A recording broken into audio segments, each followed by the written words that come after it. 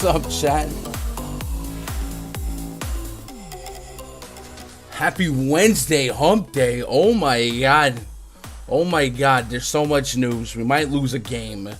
We might have some 8-man actives, 5-man rotations tonight.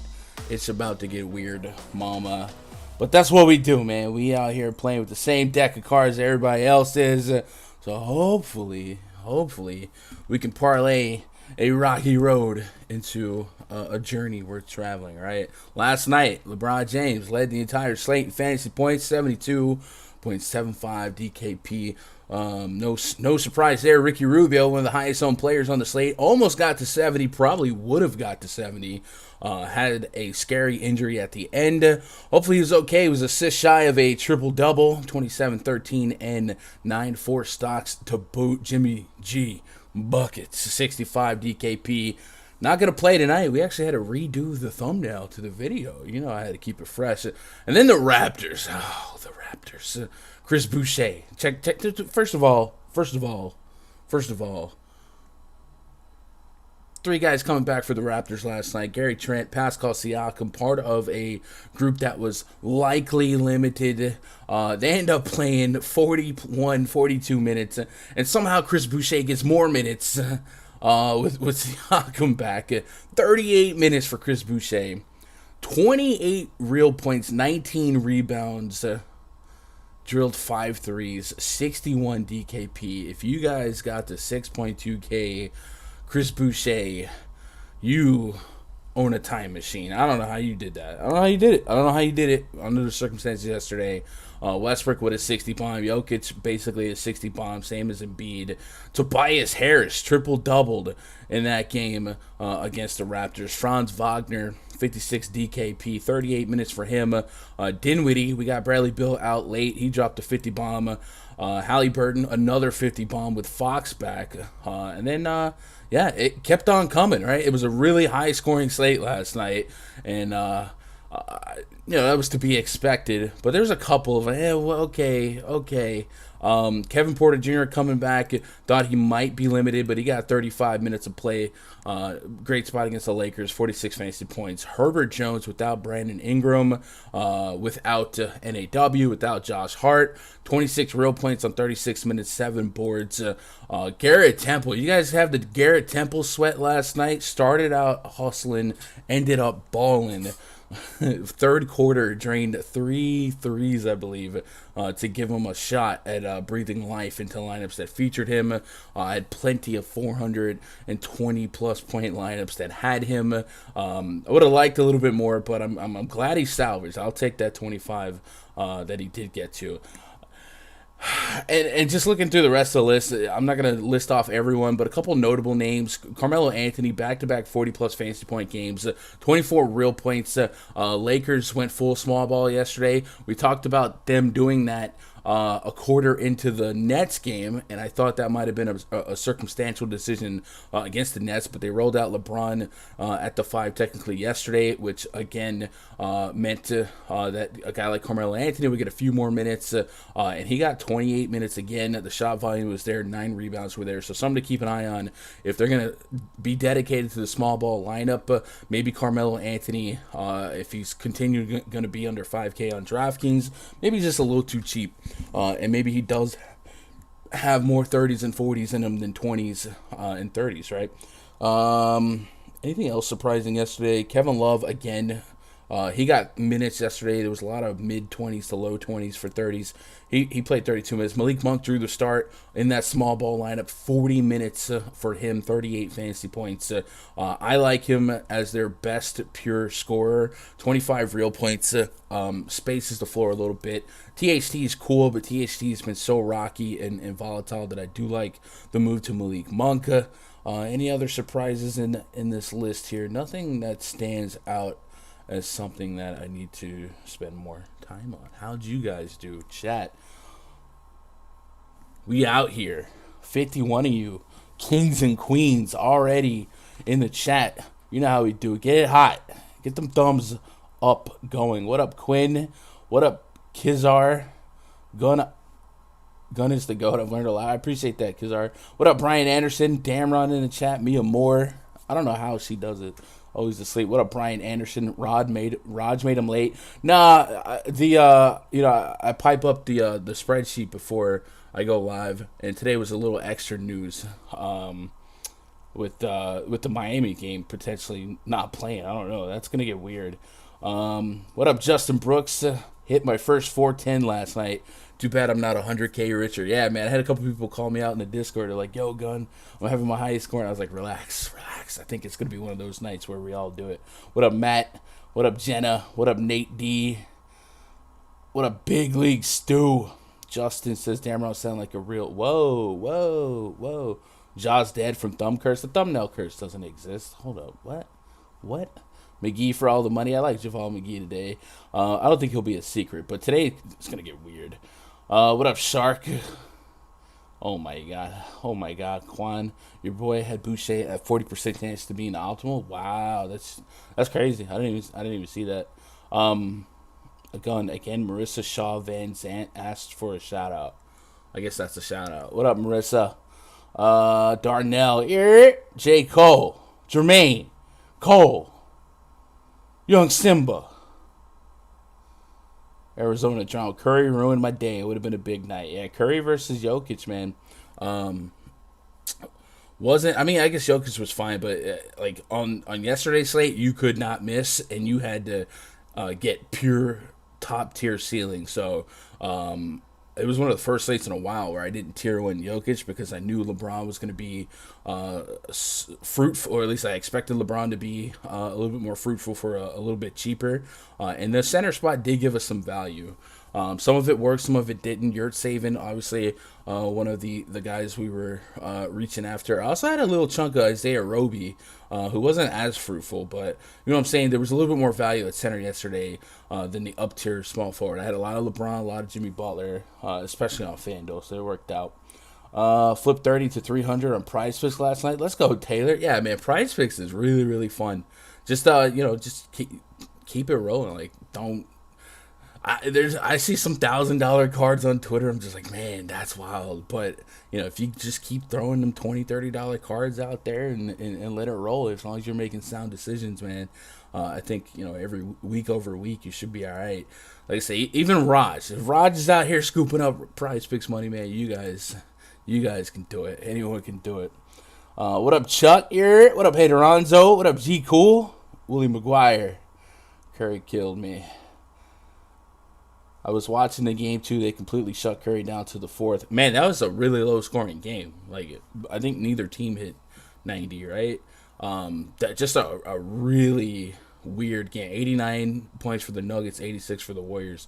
The lowest-scoring game on the slate. I mean, that was unexpected. I did have a good chunk of Will Barton, but it wasn't, like, a massive, and all he did was basically be an okay play. But yeah, for the Warrior side, Wiggins was the only guy really worth having some shares of. Curry was not it. Curry feels like, if you look at all these studs and their output fantasy wise, Curry's been the most inconsistent for his price point.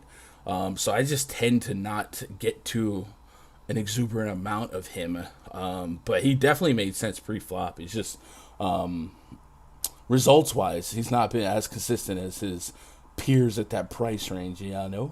Isaiah Thomas signed with the Mavericks. All right. What up, Dom? What up, Jeremy Savage? Curry must have had that Kobe treatment last night. Oh, man. Y'all doing it wrong. Chat, there is a lot of news to watch today. A lot. So, right now, I'm by myself. Oh, I forgot to send that everyone tag out. Right now, I guess it's just going to be me, so I need extra help staying on my toes with this news and notes. The big news that I'm watching that could really shake this slate is the status of the Miami Heat. They are down everybody, and at my count, and my count may not matter, but I only had 7 names to write down. So I'm sure with the league in the climate of the league right now and the way they're signing 10 days, like I feel like there's some bubble somewhere where guys are eligible to come get some work. But Will it happen in time to get this game going? It's a back-to-back traveling, but I only had 7 guys. So obviously the rule is you got to have 8 active to start a game. So if that game gets called, I feel like they would have called it by now, but you just never know. If they can't go, then we lose the game. If they can go, then we probably get a team of Miami Heat that can all play 36, 38, 42 minutes apiece. And then we will probably be wanting to get to that team quite a bit, quite liberally in DFS. So that's the game to watch. That's the stuff to watch. So if you guys see that before I do, be sure to spam the chat. Let me know. And we will address it. I feel like I might even save that game for maybe last, just because of the uncertainty surrounding that game status. Otherwise, key news to watch via underdogs: just Malcolm Brogdon questionable, Marcus Smart questionable. For some reason, LeBron James is reported as probable. Literally every slate, but I guess he's that much of an impact player that it's worth noting. So yeah, no concerns there, right? Let's get down to business. And before we do that, we'll do the plug, man. If you guys want to hang out with me before lock for the 2 hours up until main slate lock, a little bit over sometimes depending on late swap, you can do so behind the paywall at rundfs.com. We got week passes, 2-week passes, month passes, and year passes. Last couple days of the 2021 year, so I'm getting my books tight. Some of you guys got DMs from me today, and you might get some more DMs going forward, the Vipers.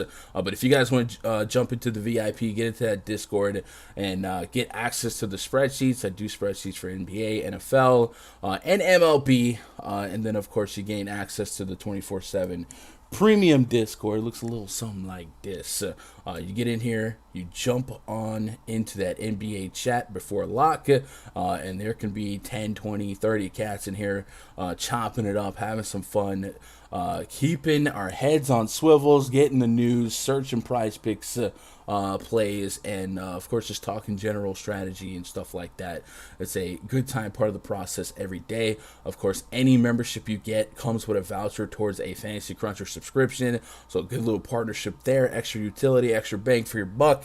And the 2022 year pass, just a couple days left to get that $150 credit towards Fantasy Cruncher built into it. So it makes the year pass $4.99, which is almost $40 a month for the next 12 months. And that's 3 pro coverages from me on NFL, NBA, and MLB. And then, of course, in that Discord, those cats are grinding everything: college football, golf, NASCAR, whatever.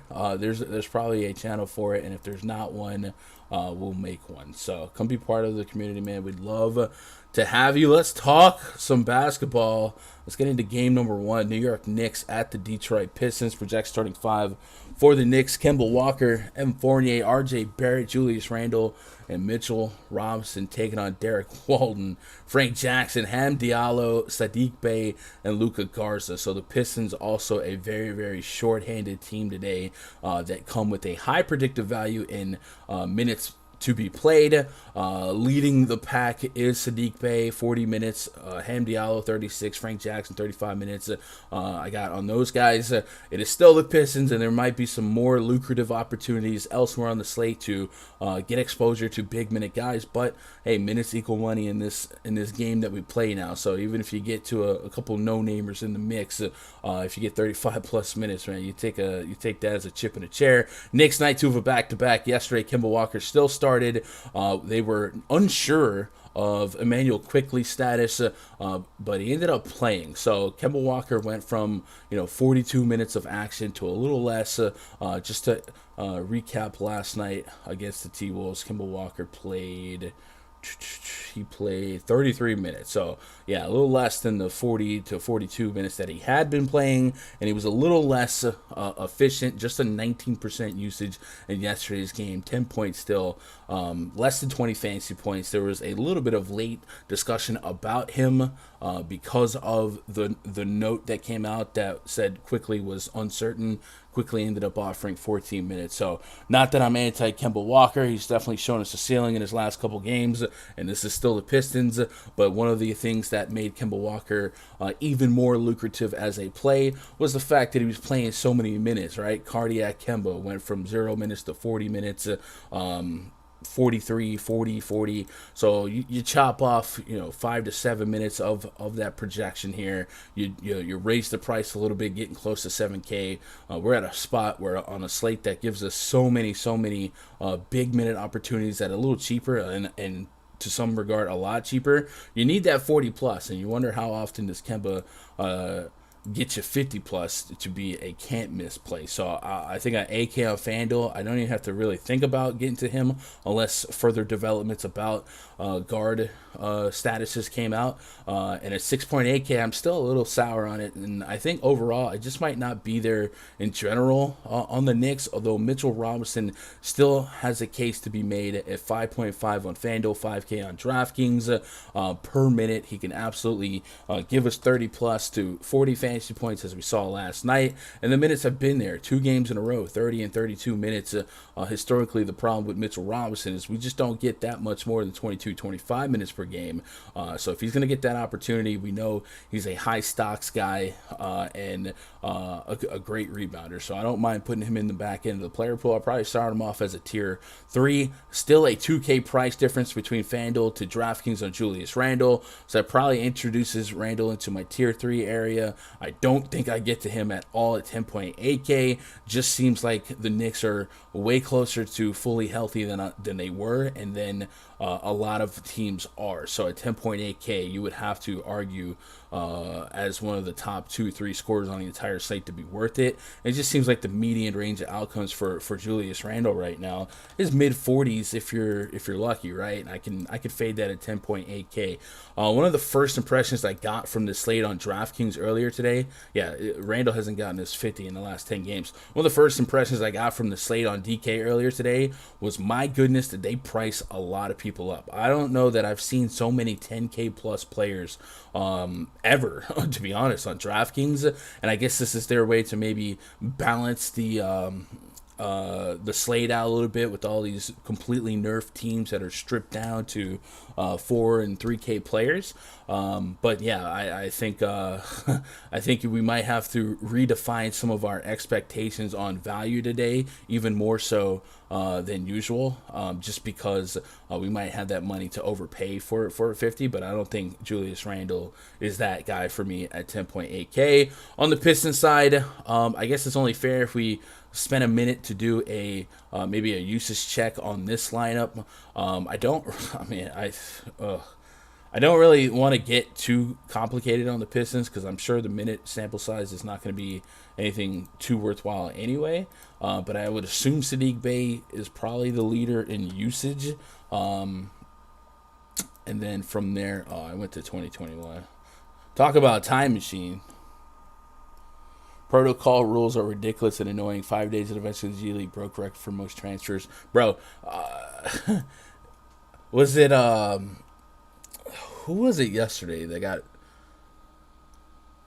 got taken out of the game in the third quarter, and then while the game was still on, I think it was somebody from the Magic, right? Was announced as entering health and safety protocols. It's like literally in the middle of the game. And then we also had another spot where a guy got cleared at halftime. So yeah, these protocol things are getting crazy. Let's just take off the big boys. Jeremy Grant, Cade Cunningham. I don't even need to mess with Killian Hayes. I just want to put Saddiq Bey on. And who else would we be looking at? Diallo, Jackson. I guess it's worth putting Diallo on. I don't think I'm going to mess with the other guys, so just know that the sample size could be a little bit different. But if I just take everyone that's actually off, it's going to dilute it to a sample size. It's really not worth being cognitive of. But yeah, not much in terms of production per minute. Luka Garza, 1.3 fantasy points per minute, 23-minute sample size. Not much there. Usage-wise, Saddiq Bey over 20%. So yeah, heat postpone. All right, bet. Appreciate that, chat. So I don't have to worry about that. That's good news. Good stuff. So yeah, I guess just per minute now. Now that we don't have the Heat on the slate and we don't have a bunch of 40-minute guys, I guess we can live with looking at the Pistons as a bunch of 40-minute guys, right? So let's pull up Sadiq Bey. Small forward, power forward eligible. AK just seems like a lofty price point. I need the north side of 40, so I'm probably not going to land on him quite a bit on DK. Maybe Fanduel's a little bit more welcoming at 64. I think I do get to that $1,500 discount a little bit more often. Ham Diallo is another guy. You give him deep enough minutes. We saw in OKC, he could parlay a point per minute, and if you're going to give him a shot at nearly 40 minutes, I think he enters the mix for me. 6,200 is okay on DK, 6K on FanDuel, okay as well. None of these price points, I feel like I'm getting a steal from the wings and guards. Derek Walton chipping a share at 3,400. If you agree with 30 plus minutes for him, I guess theoretically he's cheap enough to give you an opportunity at 20 plus fantasy points. 19 fantasy points last game, 0 for 5. Didn't do much in lieu of scoring, but some peripherals there to maybe suggest that if he did have a shot at 5-10 real points, maybe he does fill a role at 34. But again, I still want to chase big ceilings no matter what the price is today, right? But Luka Garza at 3,500, I think he might trend the most positive at that price point. Just a high per minute guy. The minutes might be a little bit more volatile than we want them to be. 20 minutes against San Antonio, 31 fantasy points, 20 real points. I think with Luka Garza, he has shown a big foul propensity so far this season. 6 fouls in 20 minutes against San Antonio. I think it's a balance of if he can pace himself with the fouls, he might have a shot at deeper minutes, but I guess we just wouldn't know. I don't think it's a super plus matchup any which way I cut it. It's going to be a medium to down pace, and he's going to be up against, decent usage bodies like Julius Randle, Mitchell Robinson. So it's not a matchup that I'm running to, but I think the price point does warrant a look just because I think Garza has a ceiling on 3,500. Worth being cognitive of, and that's all I got to say about that. So, chat, if you had any strong leans about this game, let me know. Otherwise, it is part of only 2 games that are tipping at lock. It's the less enthralling game, I guess. I think the Hornets Pacers looks a little bit more interesting, but from a upload your CSV to late swap notes, if you didn't have any interest in this game early on, you wouldn't have to make that a priority, but you would have to at least know what you want to do, if anything, with the Hornets and Pacers. So I'm gonna get caught up on chat before we move on. Hassani Gravit, Gravit was the cat. Third quarter, they pulled him out the game, and then I saw an alert that said he entered health and safety protocols. I'm like, isn't that game still on? Like, in the middle of the game, you're just getting yoinked, right? It's nuts. What up, Quinn? All right, yeah, a lot of postpone. People keep wanting to keep Fox the thing, but I think Halliburton's that dude now. What up, Gunn? I definitely think Halliburton's really good. You wonder if they have an embarrassment of riches where they might entertain dealing one of them. But I love Halliburton's game a lot. But I'm not giving up on Fox. What up, Encore? What up, anybody I missed? What up, Crispy? What up, Huntley for MVP? Frank Costa in the chat. Yeah. Chuck is dope. Bobby Sticks. Andrew Vlad. Tony Parker, the Blunt Sparker. Hold up. Bars. R.I.P. my dummy lineup. Nice. DJ Wilson was cleared at halftime. So, yeah, exactly, right? Like, I don't know what's going on. I don't know how, like, when the testing is. I don't know. Nothing makes sense to me, but who am I? I'm just a YouTuber. Hornets at the Pacers. Next game on the docket. Projects 25 for the Hornets. LaMelo Ball, Terry Rozier, Gordon Hayward, Jalen McDaniels, and Mason Plumlee taking on Malcolm Brogdon, Karis LeVert, Justin Holiday, Domantas Sabonis, and Miles Turner. So Brogdon did have a Q-tag still on him, so this is very important. Luckily for us, like I said, it is the first part of the first 2 games at lock, so we should have this information in time to adjust and make our decisions. Obviously, if he is out, it's going to beef up the potential ceiling for a guy like Karis LeVert and the potential floor. He's dealing with an Achilles injuries. He's missed 2 games in a row. If he can't go, Karis LeVert. Look at this price difference, guys. Every night there's like a 2K gap, but this one's getting deep. Karis LeVert is 6,600 on Fanduel versus 9,100 on DraftKings, right? DraftKings just injected an extra 1K on anyone that has 40 plus fantasy point potential today. And I'm not mad. Like, I understand it, and I almost appreciate them trying to make some sort of impact on the pricing to neutralize scoring and neutralize just having free squares. So kudos to them for trying. But holy cow, if you're a multi-site player, there's definitely a world tonight where you get the Karis LeVert as a 30-40% play in your pool, and you don't have any on the other side, right? That's a big one. But Karis LeVert, 6,600 on FanDuel, somebody you can put in that small forward spot as well. He would be a huge play if Malcolm Brogdon went down. Then, of course, it would beef my expectations and interest in Sabonis and Miles Turner. Hey, Charlotte Hornets is the gift that keeps on giving, right? So LeVert could be in play regardless. Sabonis and Miles Turner. So Miles Turner is about on par on both sides price-wise. But Sabonis, 84 on FanDuel, 10.7 on DK. So another big gap in price, and I definitely think at 8,400 against the Hornets, Sabonis makes the player pool no matter what. 40 plus fantasy points is the mark. I know his game log hasn't been spectacular, but there's a lot of not great matchups, a couple of lopsided games, and a couple slow-paced games. You pick up the pace against the Charlotte Hornets, an already super plus matchup, somehow only averaging 37 fantasy points. I gotta have goldfish memories in this spot.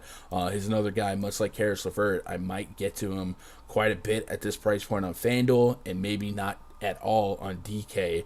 So it's gonna be a weird night between the sites. And if Brogdon's down, I'm in on that. Just out of curiosity, let's do a on-off on the Hornets here and see how impactful Brogdon on versus off is for a guy like LeVert. Because at 6,600, I'd be curious with playing some Karis LeVert with or without Malcolm Brogdon being on. And then I guess we'd have to explore considering Malcolm Brogdon as a player, right? So let's put LeVert and Brogdon on the court together. Also, let me open it. Guys, you want to hear a funny story? It's not really funny unless you're old and don't know anything. This morning, I bought a couple drinks from a gas station, and one of them is this... it's called Celsius. I don't know. It's a sparkling orange. Anyway, when this big old bear gets out of bed and gets to his desk to update the spreadsheet, I I open the fridge. In my mind, this is what the can looks like. I grab the can. I sit at my desk. I pop it open. I start drinking it, right? 10 minutes before I'm supposed to go live, I'm like, let me get my bang. So I'm looking for my bang. I was like, where the heck is my bang? I know I had another bang in the fridge. I was drinking the bang the whole time instead of this new drink. So, I don't know. I mentioned yesterday how they reskinned the bang can. I spent a good amount of minutes looking for a drink that I was literally drinking for the last 30 minutes. I don't know. I'm going crazy. Brogdon's averaging a 21% usage rate. Karis LeVert, 24% usage rate. LeVert's under 0.9 fantasy point per minute on both sides when they're on the court together. If I go back and take LeVert or put LeVert on, take Brogdon off, the split gives us a 31% usage rate, so a big boost to LeVert, and he goes up almost, 2.5 fantasy points per minute, so it becomes that much stronger of a play. 25% assist rate, and like I said, against the Charlotte Hornets, it's just a matchup that keeps on giving. Just a 3.5 point spread here in favor of the home team Pacers, so definitely worth getting to copious amounts of Karis LeVert. I guess I would ask you guys, if you knew Brogdon was out and Karis LeVert was in at 9,100, are you still playing him? Because I think he does have a 50 fantasy point ceiling. But that 91, you kind of need that. But 50, 59 in these two games without Brogdon, 47 plus 3 of his last 4. I think he could still be in play against the Hornets, especially as a slight home favorite. So something to keep an eye on. But I'm curious to see what you guys would do at 9-1 if you knew right now that Brogdon was out. And again, we should know that before pencils are down because this is part of the first 2 games at lock. On the Hornets side, they're without Miles Bridges and PJ Washington still. So Mason Plumlee, who was an incredible play last slate out against the Houston Rockets, we can raise his minute projection from a low 20s to potentially knocking on the door of 30 minutes. And against Houston, 29 minutes in a lopsided game netted a huge return, 39 fantasy points. So he is somebody I guess we would put in this split as well, just out of curiosity. What a match is found. I'm dumb. I got to switch over. What about Rubio? 67 got injured. Yeah, that's tough. I hope Rubio's good, man. He's really been a underrated point guard in the last couple years. He gets memed because he got drafted over Curry. But man, I like his game. And that injury looked scary yesterday. Scary. Mason Plumlee, just as a center, averages almost a fantasy point per minute. And like I said, if you take off Miles Bridges, you take off PJ Washington, there's a real path to 30-plus minutes against this Pacers front court. And at 4,500, all the correction that the DraftKings has done today, this is one that they miss versus the two sites, right? A lot of guys are coming in cheaper on Fanduel than DK. That's not the case with Plumlee here. And I think Plumlee's in a really decent spot to have a strong opportunity at deeper minutes. So this price might be efficient for 21, 22-minute Plumlee. But if we get an opportunity to get him into a competitive game deep, you might even see 29 minutes go to low 30s. Looking at that Charlotte minute rotation against Houston, did that blowout steal some fourth quarter run from him? Let's see.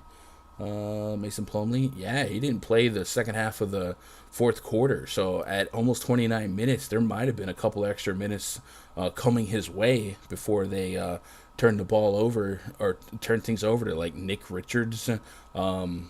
Yeah, maybe Plumlee could have 32 minutes on him. I think 45 is just way too cheap with the opportunity before him. So give me some Mason Plumlee as a strong DraftKings play. Spin the wheel, make a deal on all the Hornets wings and guards. LaMelo Ball, Terry Rozier, Gordon Hayward, all viable to me. I usually set a grouping rule not to have too much overlap between them. Usually 2 of 3 is kind of where I feel happiest, and I usually lean LaMelo and Terry Rozier. Rozier is pretty obtainable on both sites. Gordon Hayward about 7K. I'm looking for 40 plus. But LaMelo Ball is kind of a product of as long as he doesn't get in foul trouble or get benched, he should be all right. Just 24 minutes last game. Didn't touch the court in the fourth quarter. We talked about how that game got a little bit lopsided. Terry Rozier was shooting lights out, and then they just put in the backup crew. So if you think this game stays close and being 3-point road dogs might be positive game script for him, he's still around the 10K range where 50-plus fantasy points is viable. Hasn't done it in a while, so might be buyer's remorse, out of sight, out of mind. And just there is still a range of outcome where he flirts with trip dubs. And yeah, just 25 minutes in 3 of his last 4 games. And like I said, he is somebody that is susceptible to getting benched by his coach for like dumb fouls, dumb plays, and then of course if the game got lopsided. But I do think if he's playing a smart game, he could lead the team in minutes, and I think his upside is as strong as anybody. I just wouldn't ever really get to him as a tier 1 option on this slate. Not with Ish Smith and lurking and guys like Rozier and Hayward around. Let's get caught up on chat here before we move on to the next one. Houdini says, what is wrong with FanDuel? Yesterday, Jimmy for 8,500, now Levert 6,600, Sabonis 84. Yeah, I don't know. FanDuel has had a lot of guys way too cheap, though. It's not a right now thing. It's been all year. But as long as it's consistent, I don't mind, right? As long as, we've had this discussion in the Discord the other day. I do think there's some value in creating lineups where you like everyone, right? They're more fun to sweat, more fun to watch. DraftKings had kind of a knack for pricing, some of the favorite guys to watch up, and that's fine too. Like, it makes the game more competitive, more skill.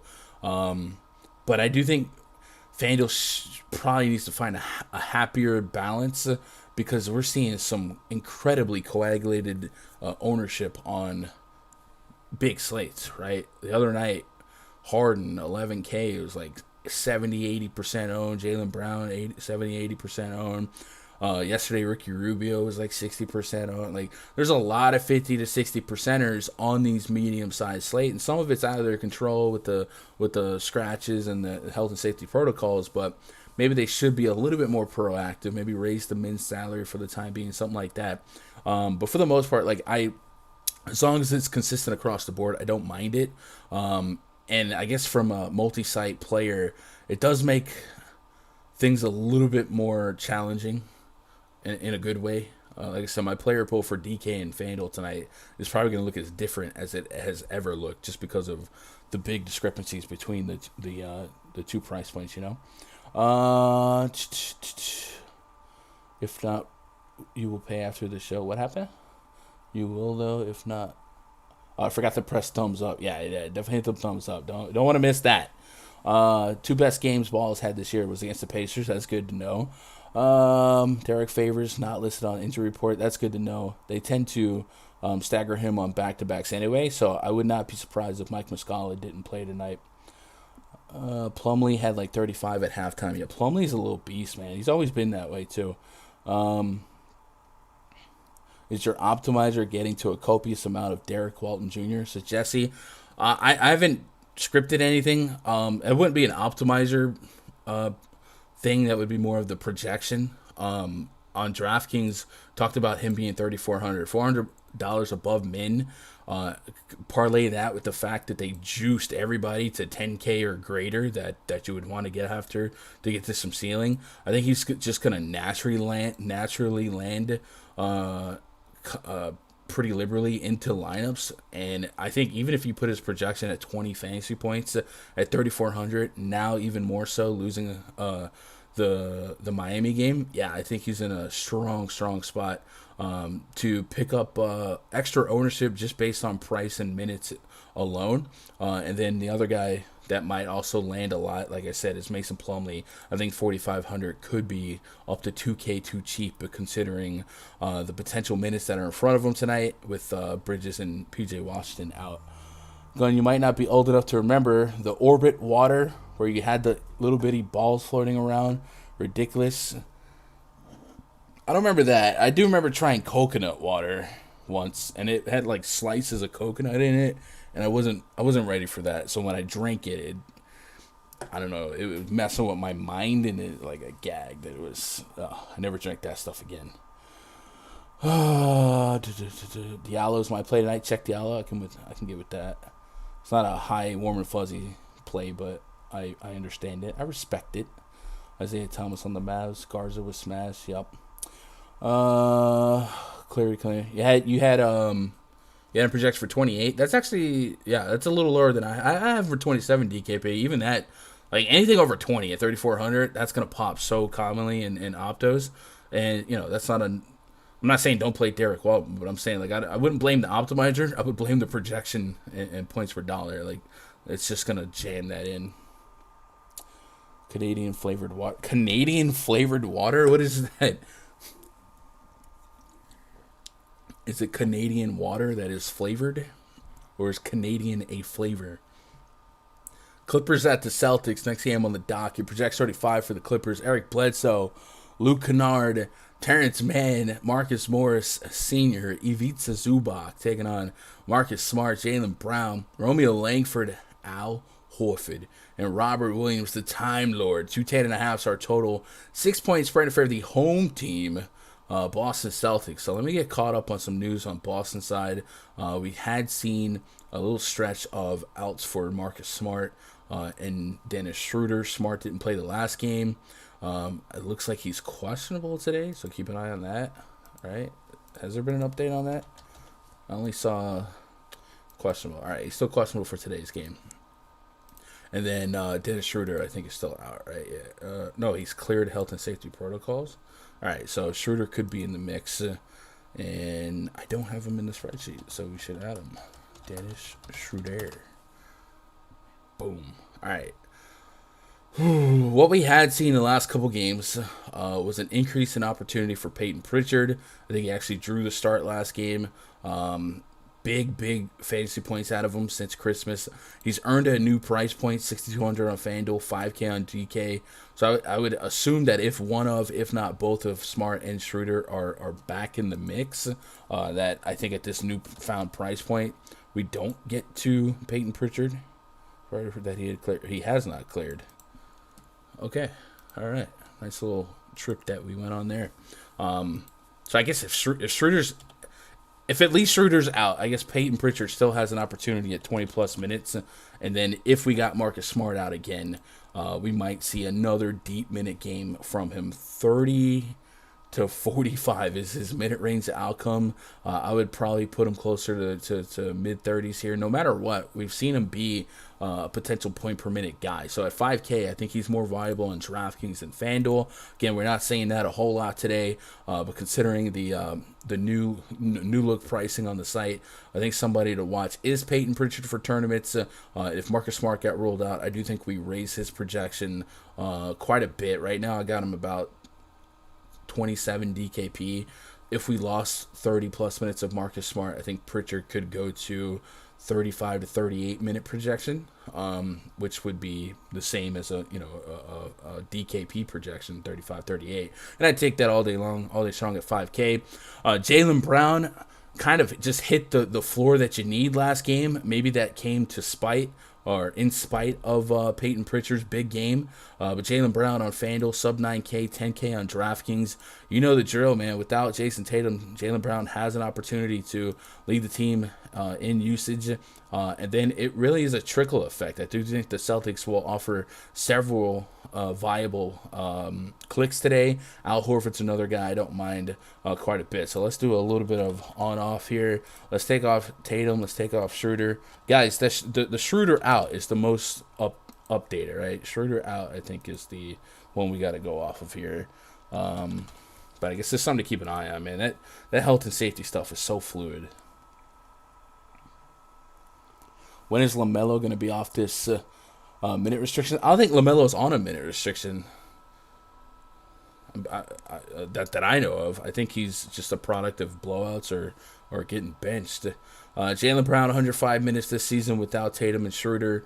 1.36 DKP per minute, 1.25 on FanDuel, 37% usage rate, and then 106 for Peyton Pritchard.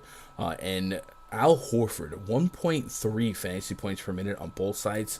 Now, that's just 43 minutes of sample size this season. If we elongate on that to last year, do we get a stronger sample size to further hint at 1.3 being a possibility today? Al Horford. No.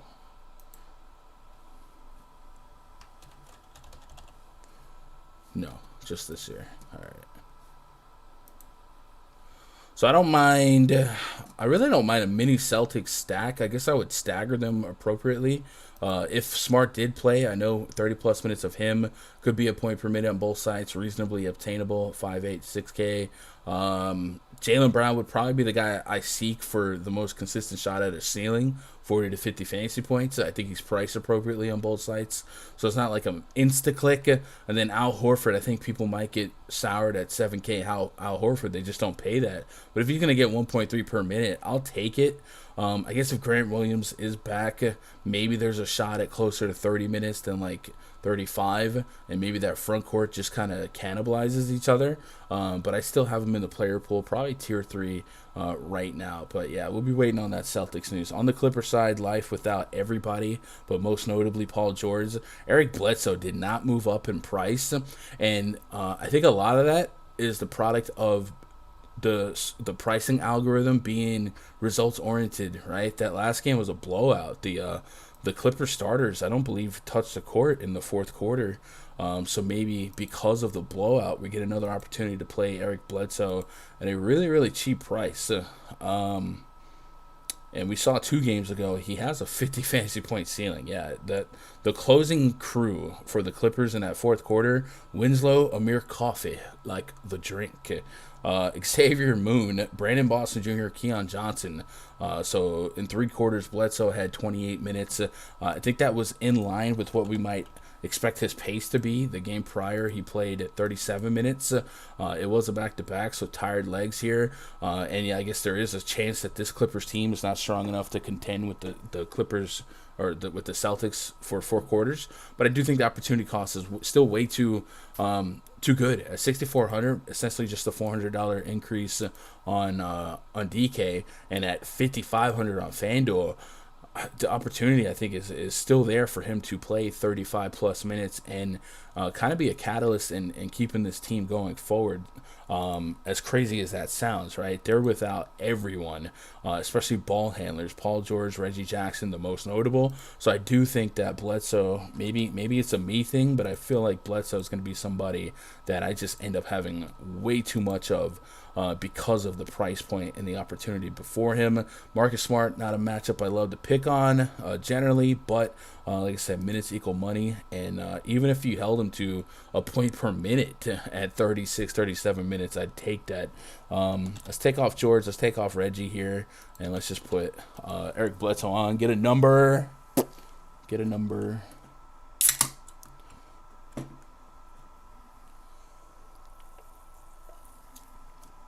Got me questioning what day is it? It is Wednesday. Did I say something else? Play Friday. Oh, yeah. They'll sign people off the street, but I guess the restriction today, the travel, all that stuff is a little too weird. Bledsoe 272 minutes this year without Paul George, without Reggie Jackson, 22% usage rate, a fantasy point per minute. Nobody's really leading the charge in usage other than Marcus Morris, and I guess that's really, really fair. Marcus Morris was a huge play against Brooklyn, and again, they didn't play in the fourth quarter at all. He dropped 40, and he's too cheap at 5,400. So you might find me in the streets with a lot of Bledsoe Morris handcuffs and just seeing what happens, because they're still short enough that I don't think that they lean on the bums, right? The Winslows, the Moons, the Coffees, guys like that, unless they have to, and that was evident in the last game. So yeah, I think Bledsoe and Marcus Morris, I probably start them both at tier 2s, and they both have an opportunity to get promoted. 54 for Morris on DraftKings, a lot of meat on the bone there. And 55 for Bledsoe, a lot of meat on the bone there. So I guess it comes down to what you guys think the Clippers can do as a team. Do they keep it competitive? Is there a third guy that enters the conversation? Do you trust a Luke Kennard or a Terrence Mann? I probably get tertiary shares of them, if any. But Bledsoe and Marcus Morris, I think they both have a ceiling worth chasing in this spot. And then, yeah, that's what I got on that game. Anything else? Hope Smart sits. Yeah, if Marcus Smart sits, it would make me feel a lot better about everything Celtics related. Obviously, Jaylen Brown, I think, would be that much stronger of a play without Tatum. And then Peyton Pritchard, we can sink our teeth into his minutes a little bit with a little bit more confidence, and probably get to some of them at 5K if that 29-minute projection turned into a 35-minute projection. So I would also hope Marcus Smart sit, and then probably raise the floor and expectations for Bledsoe for me. Ibaka, I think Ibaka's okay, but Ibaka's somebody that, as long as there's like Marcus Morris and as long as there's Marcus Morris, like, I don't know how deep a minute expectations for Ibaka I can get, and then I also really, really can't have modest return for value today. I do think really from every position we're chasing pure ceiling, but I need a real ceiling out of Ibaka, and I guess the question is, could you see 30 fantasy points coming from Ibaka against the Celtics? If you can, yeah, play him. For me, I don't feel great about expecting that. Typically, historically, I like Ibaka in up-pace matchups and maybe a spot that gives us a little bit more block potential, something like that.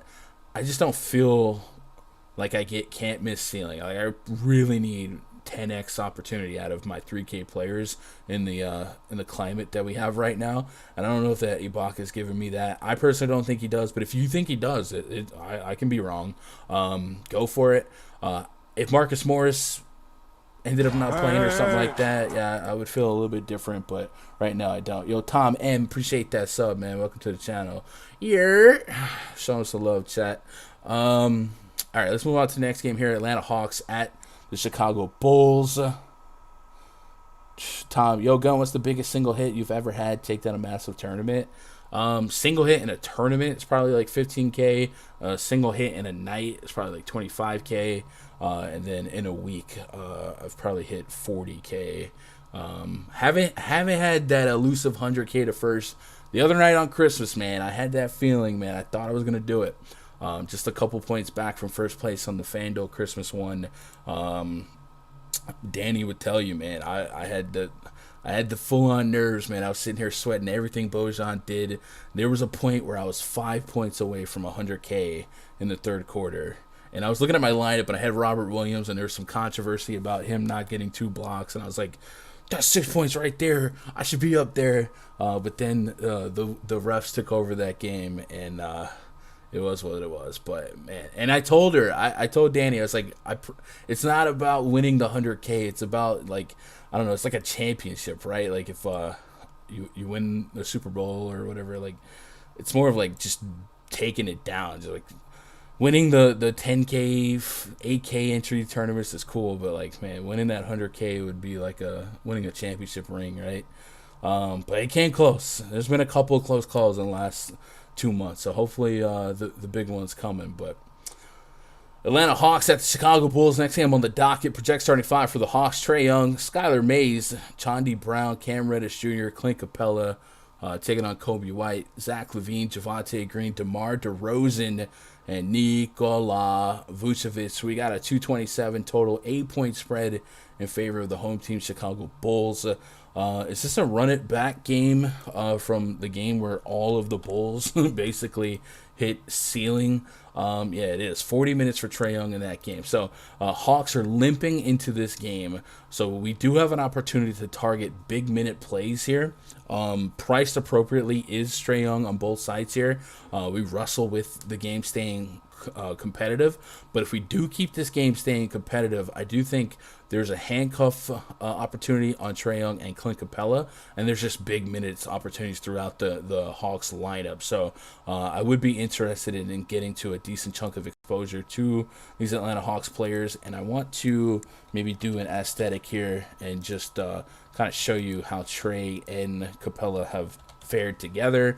I don't want to take everyone off that is off. Like I said, it's just going to dilute the minute sample size, so just be cognitive of that. But 148 minutes this season of Trae and Capella together, a 38% usage rate for Trae Young. 30 is the magic number, so we're pushing 40 here.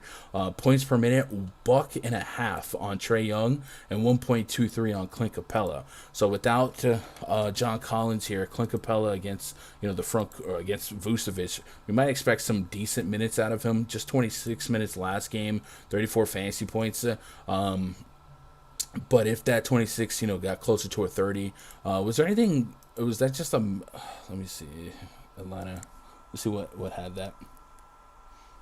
Taking down a 15K golf tourney, but I want that 100K. Man, Tom, it is what it is, man. Like I don't care about money, I'm not rich. I'm just a simple dude.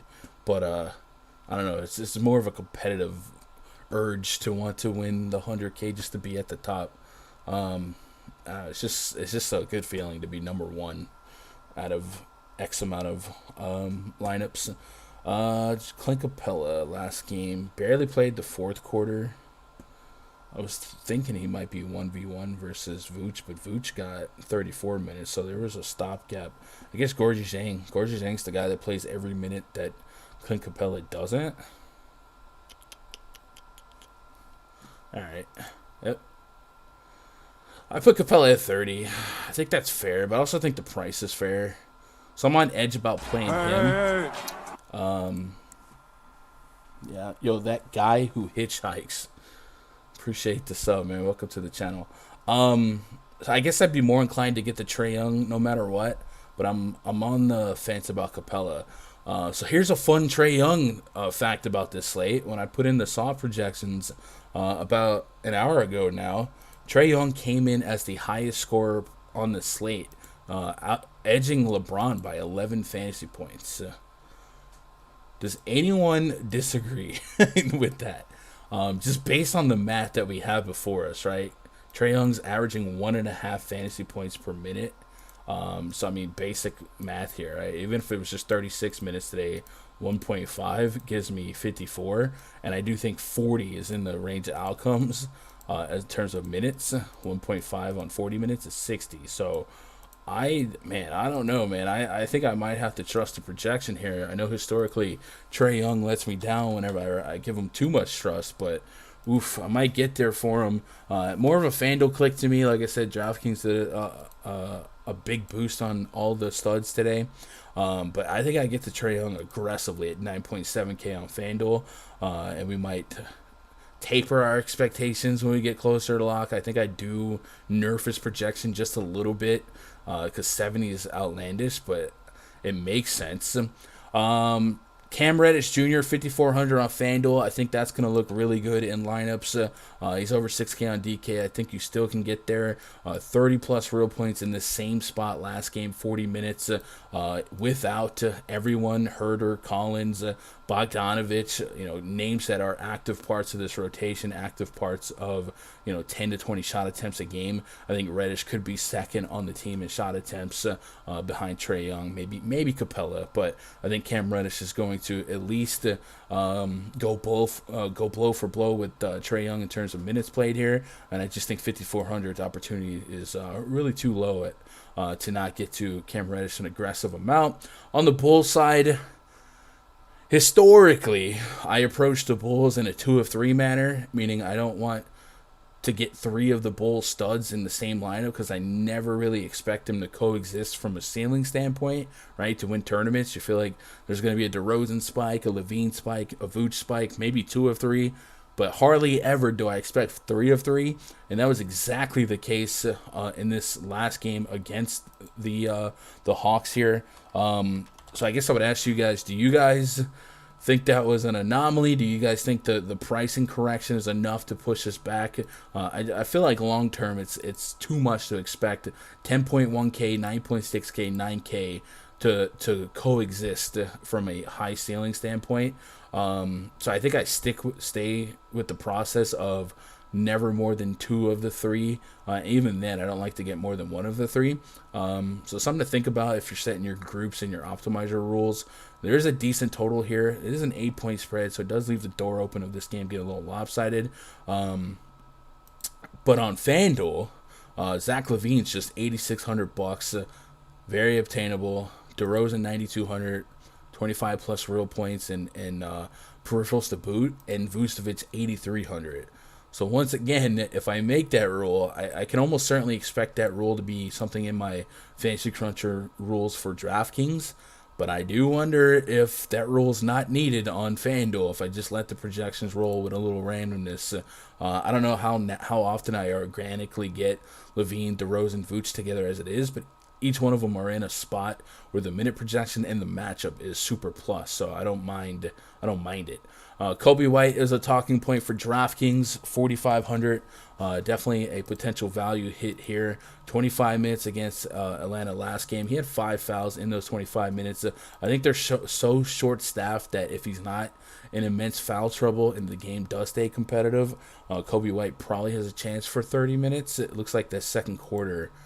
Did he get 3 fouls in the first half? Is that what happened? He had 1 foul in the second quarter and 2 fouls. So he had 3 fouls a couple minutes into the second quarter. So it looks like they sat him down. If that doesn't happen, he probably has a shot to get closer to 30 minutes. So I do think at $4,500, he probably is going to land a little bit in some crunches. I think at 56, it's okay if I miss out on that. But all season long, I've liked point guards against the Hawks, and then this incarnation of the Hawks is going to offer very little resistance in terms of matchup. So I feel like you can justify just about anyone on the Hawks, but LaVine, DeRozan, Vooch are the guys that I have to stagger the most of and have the most interest in. Let me get caught up in chat. I missed a whole lot here. That guy who hitchhiked, can you play Isaiah Thomas today on DK? Or then I got points to listed on Lakers. I would 99.99999% assume that Isaiah Thomas will not accrue points for the Mavericks tonight for DraftKings purposes. Maybe they switch something on like a showdown, but historically, if a guy's not appropriately listed when the pricing is released, or even the day of, I don't think they'll change it, but they could, but I don't think they will. So I probably wouldn't expect it. I also just probably wouldn't play Isaiah Thomas anyway, but maybe. What up, Patrick Bailey? Yo, shout out to you. Hey, man, Chad's Thuman, man. Some of you guys get lost in the sauce. If you had something that I missed, definitely don't be afraid to drop it again. I am scrolling up a little bit, trying to get caught up, though. Patrick Bailey says, yo, you feeling better? I actually am. I do have a couple of cough fits here and there, but for the most part, I'm vibing.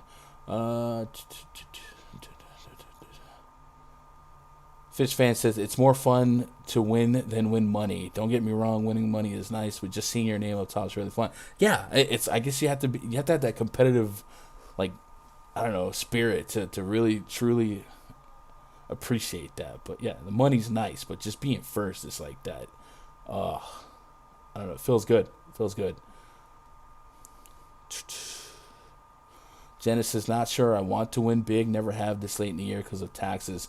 But usually end of December is like historically my best stretch. And I'll say this, like, if you're worried about taxes, I think winning at the end of December is probably the best time to win. Because, in 2 weeks, I'll say this, you don't have time to spend all the money and maybe not save enough that you're supposed to save and give back to Uncle Sam. So Joe Byron gets his cut. You know what I'm saying? So if you're going to win, you might as well either win at the end of December or in the early of the year so you can just gamble it all back and it all evens out in the wash, right? Y'all know Gunn and I could do it 100K. Yeah, I can do a lot, but still, being first. Gunn would spend 99K of that on a bottle of Judge's Sweat. Now listen here, buddy.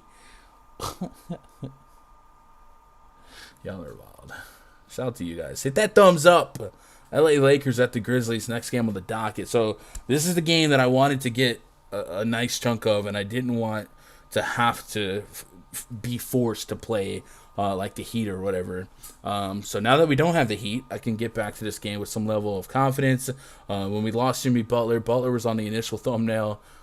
Switched it over to Ja Morant. So I do like this game. Project 35 for the Lakers, Russell Westbrook, Malik Monk, Avery Bradley, Stanley Johnson, and LeBron James taking on Ja Morant. Desmond Bain, Kyle the Andersons got tickets to the game. How'd they get tickets? Jaren Jackson Jr. and Stone Cold Steven Adams going to get you one board. What? 226.5 total. 6-point spread in favor of the home team Memphis Grizzlies. Lakers back-to-back road dogs. Yesterday, we saw them debut from the jump, a small ball lineup that featured LeBron James at the 5. If you guys missed the top of the show, if you missed yesterday's show, we did speculate it yesterday because that's a lineup that they went to against the Nets. Yo, Borders, appreciate that sub, man. 619, booyaka. So yeah, they rolled out this small ball lineup yesterday. We'll see if that's a lineup they stick with going against a little bit more traditional lineup. Jaren Jackson, Steven Adams in the front court. I definitely think it's their more efficient scoring lineup. Having Malik Monk in it is already just an improvement for me. But we'll see if they stick with that or if they think that like maybe this is a Dwight Howard, DeAndre Jordan spot. But I do like that. And one of the constants between the last two games in this small ball lineup has been extra opportunity for Carmelo Anthony. So that's something else that I want to keep an eye on. Let's pull up the Lakers' last two games here. So Melo played 27 minutes yesterday. Came in, spelled LeBron a little bit. I do think he plays some big. You saw absolutely no Dwight Howard, absolutely no DeAndre. I think you can get away with small ball against the Rockets a little bit more than your average team. So I also want to see if they stick true to it. It's kind of crazy to waste two bodies like that, Howard and DeAndre. But yeah, something to keep an eye on. And then against the Lakers, similar rotation here. They let Howard start, and then they pulled the plug on him. And then we saw more LeBron and more Melo. Melo played 38 minutes that game. So is 30-minute Carmelo Anthony here to stay? And is his in this small ball lineup, is his likelihood to get to 30 fantasy point a real thing, closer to the 20s that he had been getting. Right now, the soft projections put him around 30 fantasy points, so something to keep an eye on. So I would like to see that lineup today to feel confident in running back these expectations. But nonetheless, LeBron James is just on a ridiculous tear right now, and as a road dog, you keep the usage, you keep the minute projections high. I got him at 37 minutes right now, 39, 40, 35 minutes the last couple games, giving you 60-plus fantasy points. He's almost 12K on DraftKings. DraftKings is going to make you pay up for anyone that you think could drop 50, essentially. But on Fanduel, 11.2K, a small forward spot, there's going to be enough value to get to a couple studs with relative ease. Russell Westbrook also had a strong game yesterday. Memphis is going to be missing quite a few people that I did not put in the spreadsheet today. So let me get caught up on that, because usually I always include that. Melo said post-game Braun starting a center was purely matchup based. Well, that's good to know. Yeah, like I said, I think you get away with small ball against the Rockets, definitely against the Nets. All right, so let me write this out list here, chat.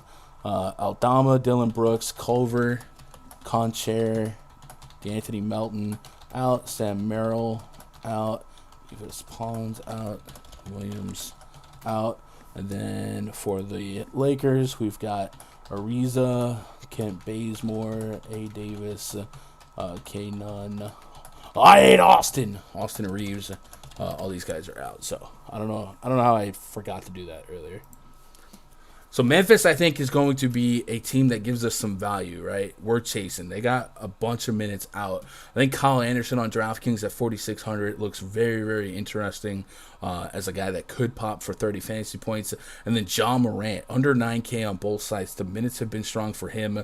Last game, him and Desmond Bane both combined for over 60 real points. So a nice little tandem to handcuff together. 33 real points from Ja. And then Bane, who John Morant is very vocal about campaigning for Desmond Bane as most improved player. 30 plus real points from Desmond Bane. So off the rip, it's a fun little handcuff to put together against a matchup like the Lakers that continues to reward opposing teams from a fantasy perspective. We even saw it yesterday. Kevin Porter Jr. coming back in his first game. Even Jalen Green had a solid outing. So I definitely think I get to a bunch of Memphis exposure today, and I might get to some lineups with 3 Memphis Grizzlies, right? Let's take off, let's just put Morant, Bane on together. I guess it's worth putting Jaren Jackson. Jaren Jackson, somebody that historically we have worried about foul trouble. If he crosses up with LeBron enough, it definitely would further the concern here. Let's take off Dylan Brooks. He's the big one that's out for the starting lineup, and then if we can help it, just get D'Anthony Melton out of the mix as well. Concher, I know, has played some minutes to fill in, but I don't want to over dilute here. 200-plus minutes of Bane and Morant together. 27% usage, 35% usage, over a fantasy point per minute for both, 1.35 for Ja Morant. So when we think about all these players that are 10, 11K with 50-plus fantasy point potential, Ja Morant didn't get that. Ja Morant's on the south side of 9K, so I do think Ja Morant is one of the more underpriced guys in theory versus, they even had Cade Cunningham at 9,500 if he was going to play, you know what I mean? So I think Ja Morant comes in as one of the more underpriced guys on the slate because in a competitive game, he's probably going to push 34, 35 minutes. He's definitely been a high motor, high emotion guy against matchups that he lives for, and he's definitely going to get up to play against the Lakers. One game against the Lakers earlier this year, 65 fantasy points. I'm pretty sure they went to 1 overtime, if not 2. But nonetheless, you get the gist here. And then without Dylan Brooks, we can isolate more scoring his way and Desmond Bane's way. So I do think the meat on the bone for Ja Morant's potential 50 fantasy point game is there, and I think he might be, relative to the other 50-plus fantasy point guys, one of the better values at this price point. And then Desmond Bane, 7,600 on FanDuel. one of the rare guys that are more expensive on FanDuel today than DK. DK, I can get to paying quite a bit. On FanDuel, the expectation is 40 plus.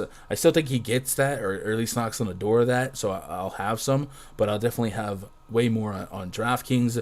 Kyle Anderson on DraftKings is 4,600. Definitely could see 30 fantasy points there for him. And I wouldn't hate some shares of Jaren Jackson and Steven Adams, but I do think their price points and their median range of outcome is likely a little bit more floristic. So probably tier 3 for me. On the Lakers side, Westbrook, LeBron, you play him. Malik Monk, I think, is still the guy that we can attack for some hopes and expectations, right? Letting Isaiah Thomas walk, putting THT on the bench, I think that's a strong vouch of confidence in Malik Monk. 35, 40 minutes his last 2 outings. Yeah, those minutes, if we think LeBron could go back to playing more traditional and they bring back a Howard or DeAndre Jordan, maybe it eats 5 to 8 minutes from Malik Monk. But they got to see what we're seeing, right? If I'm getting a real center back in this Lakers lineup, I'm getting rid of Stanley Johnson or Avery Bradley, right? I'm leaving Malik Monk in there. I think he's one of their few ways to space this floor a little bit, and he's one of their best scoring options. And at 4K on DraftKings, I'd be getting to him pretty aggressively as well. So that's where I'm at on the Lakers. Obviously, we'll wait for that lineup. I do suspect that the Lakers probably lean on Howard today as a starter, but we'll see. Let's get caught up on chat. There's no way you cannot like this info entertainment. I appreciate that. If I don't make dollars, it'll make sense. Stanley Johnson love? Not here. Not me. Not ever. Do you max entry on big tournaments? Do you believe more entries the better, or more having the best lineup? So I think you're asking, do I think having more entries in a tournament is better? I don't think that. I actually think maxing a tournament and being profitable is the hardest thing to do. It really. I talked about the Christmas sweat where I was points away from 100K. Guys, I broke even that night, finishing like 11th or 12th, something like that. It is really, really hard because of how top heavy the payout structures are on both sites. It's really hard to parlay 150 lineups into constant profit, and I think you can track that. I think there's a couple of guys out there that do it, and you gotta look up to them. I know Adam does it all the time from Osmo, obviously Osmo, but like there's nights where those guys are breaking even or trickling, and they're staying afloat because they're gonna hit eventually. The average person not gonna have the bankroll to sustain 150 a night. Even if you just won once or twice or 3 times a month, something like that, to stay afloat. A lot of people don't have the bankroll to keep that going, waiting for the spike. So me personally, my most profitable approach is usually between 40 and 50 lineups in those big field tournaments, and then I really like the 20 entry maxes. But no, I don't think 150 lineups makes you is better. I think if you know how to play, you know how to confidently leverage against the field and find that leverage, find those plays, then maybe your brain's a little bit more set up for it. But I see it all the time. I think one of the biggest mistakes in DFS is people go from playing a couple lineups then going straight to 100, 150. If you want to go multi-entry, I would suggest you guys baby step into 3 maxes and then 20 maxes. But 100, 150 is so hard to profit on, especially lately because the ownerships are so high on great plays that it's just a little bit different than normal DFS to begin with. But that's just me. That's just my take. Some of you guys might disagree or have had better success running 150 than 20 or something like that. But for me, it's easier to profit mathematically just looking at how top-heavy tournaments are. For me, it's been easier to profit 50 and feel good about it. Let's move on to the next game here. Actually, let me make sure I caught up on everybody. Bain Anderson, yep. DJ Quick, a legend. Monk has to stay on the floor with his production in the last 2 games. Absolutely. Malik Monk is so good. All right, so this is a game that got postponed. So we'll write postponed. Actually, we'll just write PPD, and we'll take out all these people here so they don't show up in the projections tab. So if you guys are Vipers, we will fix that after the party. In the after party. Boom. All right, Thunder at the Suns. Next game on the docket projects 35 for the Thunder. Shai Gilgeous-Alexander, Aaron Wiggins, Lou Dort, Paul Watson, Isaiah Roby, maybe. I think we saw Derek Favors could play. Keep an eye on that situation. Suns, Chris Paul, Devin Booker, McCall Bridges, Cameron Johnson, JaVale McGee. How did I miss the total on this one? I would assume the Thunder are like double-digit underdogs here. I would assume. Probably like 13, right? Suns are 14.5, so I wasn't that far. 218.5 with 14.5. So 218.5, 14.5 for Phoenix. So because of that, I probably don't have a vested interest in many of these Thunder players. Like, you can still sell me on minutes and opportunity for Lou Dort. SGA, I think I'm out at 9K on both sides in this spot, back to back against a really tough home team, a really tough team like the Suns in general. But now we wrestle with playing some Suns, targeting some Suns as pretty sizable home favorites here. We have seen the Thunder on the wrong side or on the receiving end of a lot of blowouts this year, and they're set up for failure today, right? AK to 8,200 on Chris Paul on both sides. I think Chris Paul might get a little bit more ownership than he would in this spot, just based on how expensive everyone else is. There might be a lot more players trying to go more balanced. So AK Chris Paul at a chip in a chair for 40 fantasy points might be somebody that people land on a decent chunk of the time, and I don't mind that in theory. But I don't know how much more than 40 we might expect here. Devin Booker is probably going to be my favorite click of the bunch. DeAndre Ayton, didn't mean to bury the lead, is listed as out. A Tribe Called Q, appreciate that. Follow, is that Tribe Called Quest? The Roots. Shout out to the Roots. The Roots make some really, really good music. Let's put Ayton off the court. Let's put Paul on the court. Let's put Booker on the court. So we get a minute sample size of just this split, giving us 195 minutes. So in this split, Devin Booker has a 32% usage rate, 1.38 DKP per minute, 1.32 on Fanduel, and then Chris Paul is at 1.3 himself with a 35% assist rate. So, both guys very justifiable, and both guys way too cheap. Fanduel, for whatever reason, has left Devin Booker on the south side of AK. And I think that's a massive mistake. So even less concern of a blowout for Devin Booker here, because if it is, he probably took 20 shots anyway and has 20 to 30 real points. Against Memphis, 20 real shots, as opposed to 20 fake shots. 20 shot attempts against Memphis, 19 against Golden State. Bad shooting night against Golden State, but the usage is going to be incredibly high, and I wouldn't mind targeting maybe some real point props on him. I guess I'll see where the field's at. I would imagine it's probably like 24.5 to maybe 26.5 if I had to make an obscure line, but the matchup's pretty solid for him here, and I think the price on FanDuel just leaves a lot of meat on the bone. And then without DeAndre Ayton, JaVale McGee is somebody we can get behind. Remember, not only are they without DeAndre Ayton, they're without Frank Kaminsky still, and then Jay Crowder is missing in action as well. So this front court, even though I don't expect deep minutes out of JaVale McGee, I still think per minute production is great, and it might be a good buy low spot, as McGee did let a lot of people down against Memphis, including myself. Just 22 minutes in that game, he fouled out. He is a block chaser, so sometimes blocks get turned into fouls. Had no blocks in that last game, but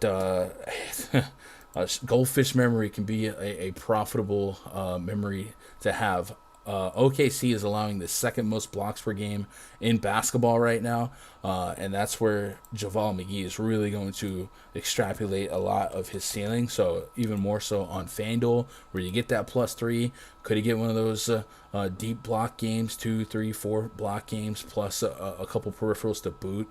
I definitely think it's possible. So I will have some McGee. I do think 5,100 does kind of stabilize or neutralize the expectation. He's not going to pop as an insane value, but I am getting a 30-plus fantasy point projection out of him, so I don't mind looking his way at all. And maybe you get that double bonus on DraftKings. So give me some JaVale McGee, little little buyer's remorse maybe by the field, but I'm in on it. But Devin Booker for sure. Really, anyone from the Suns is justifiable. You could even make a case for Cam Johnson at 4,600 on DraftKings. I'm looking for 30 plus fantasy points on this slate, and 30 plus is what he put up against Memphis in the last game, starting in lieu of Jay Crowder. 30 plus fantasy points in 3 of his last 4 games. He's pretty talented. Can fill up some peripherals. I might have to stagger some Suns exposure here, but I don't really think I can point at one Suns player and feel like I don't have a shot at hitting value at these price points. I think this might be one of the more underpriced teams on both sites as a collective group. But we do wrestle with the potential blowout, so fourth quarter might get weird. And I don't have much interest in the Thunder. Do you guys disagree? Maybe Aaron Wiggins on DraftKings at 3,200. Maybe I'm sleeping on him. The Thunder have kind of interchanged their starting lineup. We saw 26 minutes out of Wiggins yesterday, 32 against the Pelicans. 20 plus fantasy points is probably going to project well, right? With as many 11K guys are on the slate, I think Aaron Wiggins, even in a tougher perceptual matchup, I think that'll project well. So one of the rare times, again, where Fanduel pushes me somewhat off of a guy, but 300 above min on DraftKings, I think he lands in a decent chunk of lineups. Adrian Morgan says, what about in baseball? Is it easier to profit with more lineups? Just mathematically, the answer for me is always going to be no, just because of how top-heavy tournaments are, right? I think in baseball versus what we're dealing with in NBA right now, it's easier to profit just because chalk fails at a much higher rate in baseball. So when teams do get 40, 50% owned, 30% owned core stacks, something like that, it's easy to just avoid that and say, all right, 70 to 80% of the time, that's going to fail anyway. So you let that hopefully, cover the rake and you get some of the lower owned stacks. So in that regard, yes. But still mathematically, because of how top heavy payout structures are, I don't think it's an instant boost to your profitability.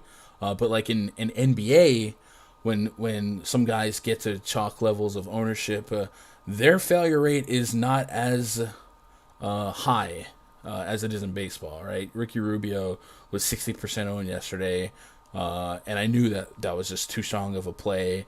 LeBron James was 50% owned. Like, these guys that really only don't get there if there's an injury or a blowout or something like that, those are harder to leverage against. So I think baseball is more profitable in the sense that long term you can leverage against chalk, and that's going to be profitable no matter what. But just having 150 lineups does not make you more profitable. You have to know how to use the leverage against the field and how to construct lineups anyway. But no, I think just playing 150 lineups to make you more profitable is one of the biggest myths in DFS. If not the biggest, it's for sure. What do you think about Wayne Ellington being available? Does it hurt Monk? I don't think it does. I think Wayne Ellington's expendable in their rotation. Yeah. I mean, if they surprise us and start him again, sure. But if you don't start Malik Monk after yesterday and the day before, what are you doing? I don't think Wayne Ellington is the guy. I think Malik Monk's absolutely their best chance at spreading that floor. Reggie Jackson cleared but out for conditioning. All right. Chalk is way easier to fade in baseball. Yeah, chalk has a negative connotation in DFS as it is, but in baseball it has a negative connotation for the right reason. Because the failure rate in baseball is so high, right? I don't want to get into preaching baseball, but guys that bat 300 are elite plays, and that means 30% of the times they're getting a hit. It means 70% of the time they're not. So when those guys get high owned, it's easy to push the other way. Reggie Jackson is clear protocol. Oh, yep, firing me up some Bane and Booker. Yes, sir. Let's go. Nobody cared about him until he put on the COVID mask. I don't know. Utah Jazz has the Portland Trail Blazers next game on the docket. Projects 35 for the Utah Jazz. Mike Conley, Joe Ingles, Bojan Bogdanovic, Royce O'Neal, and Rudy Gobert taking on Damian Lillard. Dame Dollar. Making money ain't new to him. Norman Powell, Tony Snell, Nas Little. You can hate him now. And Larry Nance. 228 is our total. 7-point spread in favor of the visiting Utah Jazz.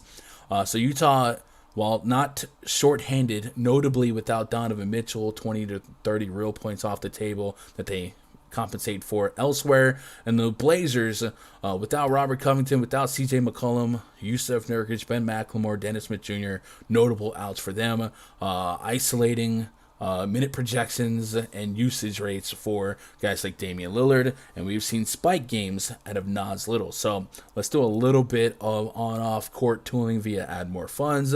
Exclamation point AMF in chat. If you guys are not using this tool, I definitely recommend adding it. It's a quick way to kind of get you some DFS friendly information in regards to how players have performed in certain splits.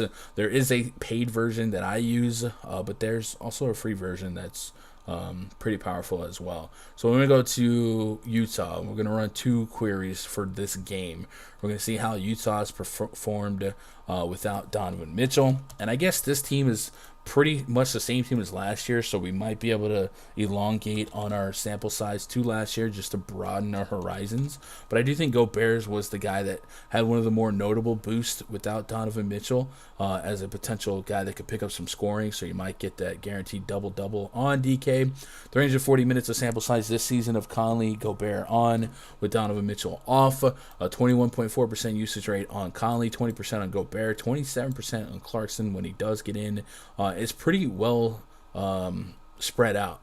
Per minute, Mike Conley's about a fantasy point per minute, and Rudy Gobert leads the charts, 1.27 DKP per minute, similar on Fanduel. So I do like the thought of Rudy Gobert thriving in this spot. I think the price point for him is pretty doggone high. But Gobert getting to 50 fantasy points at a low ownership, I think it's a real outcome here. Just 26 minutes against the Spurs, 4 fouls. I think that game might have blown out and the Spurs came back in or something like that. Let me double check. Utah. I definitely expect more minutes out of Gobert generally. No, he played fourth quarter. Did he get an early foul trouble? He had 1 foul in the second quarter. He had 1 foul. What am I missing on Gobert? Or did he pick up a quick foul? Yeah, all right. He had 3 fouls in the first half. So maybe he gets an extra 2 minutes there. And then he comes in late in the fourth, maybe loses a little bit. All right. I usually expect more minutes for Gobert. So I got him at 34 minutes here. Even if it goes to 30 minutes, I think chip and chair for 50 plus is there. I think the more median outcome is like 40, so it's not a priority play, but without Donovan Mitchell, I do want to get to some Gobert because I do think somebody thrives in this spot. The total is just really too high, and the team total is too high as well. And Conley at 6,600 on DK is another guy I like to maybe get to 40 plus. His split without Donovan Mitchell, one of the more notable things about it was that his assist rate is at 26%. So I don't mind him flirting with a double-double with assist as the prop. I think yesterday, that last game was like one of 2 games in his last 11 without Mitchell where he didn't get over, was it 4 assists, I think? And yeah, again, I think if it's a more competitive game, I think 31, 32 minutes is likely for him. So I think the matchup's fine. I do think there is an outcome where it's just so evenly spread out that no one really wows us. Joe Ingles at 45, 4K is going to project pretty well. The minutes should be there for him. Bojan Bogdanovic, his history without Donovan Mitchell is pretty normal. It's just a bunch of shots at 30 fantasy points, which I don't mind at this price point. And then I don't really get to Royce O'Neal much. I think Joe Ingles and Jordan Clarkson are the guys that next man up as potential ROI guys on their individual price points. And if Clarkson's off the bench, which is what we saw last game, he has more concentrated usage as a isolated ISO ball primary ball handler. 21 shot attempts in that Spurs game, 40 plus fantasy points. So the rebounds maybe a little boosted there, but I do think Jordan Clarkson, I think in terms of outperforming his salary for a ceiling expectation, I think he has a stronger ceiling than most at this price range, and the opportunity is the true constant here with Donovan Mitchell down. So give me some Clarkson. On the Blazers side, Damian Lillard's 9K on FanDuel, $1,600 discount versus his DK counterpart. I think we know that his ceiling exists. That last game got away from him. Mavericks came in and stunned him. He hasn't played in a lot of competitive games, but the games that are competitive, especially in this split without McCollum, Lillard has a shot to play 40 minutes and have 30+% usage and have a 1.2, 1.3 fantasy point per minute. I guess we'll run that split as well for this season. And again, the layover from that team last year to this year is pretty similar. I guess we'll just take off McCollum and Nurkic. I don't think we want to over dilute the minutes by removing Robert Covington and guys like that. 246 minutes the sample size this year without McCollum and Nurkic. 31.5% usage rate on Lillard, 1.2 fantasy point per minute. So if we can get that to a 40-minute projection, yeah, I'll take some shares of that. More viable on FanDuel at 9K to pay off a ceiling ceiling projection. Nas Little, 65 on FanDuel, 5K on DK. What's his number in this split? Because he was the guy that almost made me have a strong night 2 nights ago on the disaster slate. $1.7 DKP per minute. The usage rate's low, but he was doing a little bit of everything. And if his minutes are going to continue to be deep, 34 minutes, 36 minutes the last couple games, we've seen as high as 48 DKP with some strong stock ability. 5 stocks, 3 stocks, 4 stocks. So maybe he makes the tier 3 back into my player pool, right? Not warm and fuzzy, but the ceiling does exist for him. Same with Larry Nance. This is a really small lineup for the Blazers. I don't think that'll force Utah's hand if Utah's living with a comfortable lead here.